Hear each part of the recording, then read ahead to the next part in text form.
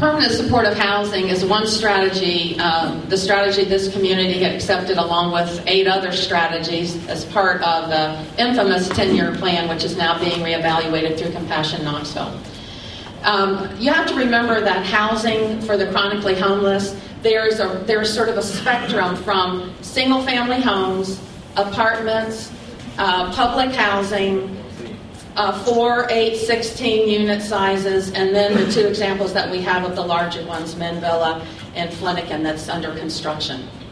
First thing is that city government doesn't operate any of these. They don't own any of these. These are owned by either KCDC or by individual, private landlords or by nonprofits like Volunteer Ministry Center and McNabb. So the question that comes before the city and city council is, number one, will you rezone properties if necessary for some of this? And will you provide any of the funding? And the funding for Men Villa, as an example, was a $7 million project, but the city only invested about 20% of that, and we used dollars that were available to us for that purpose from the federal government. And so it's a lot more, the issue is much more complex than would you support scattered or centralized. If you support centralized, that means that Old North Knoxville and 4th and Gill, right here, will get more of it.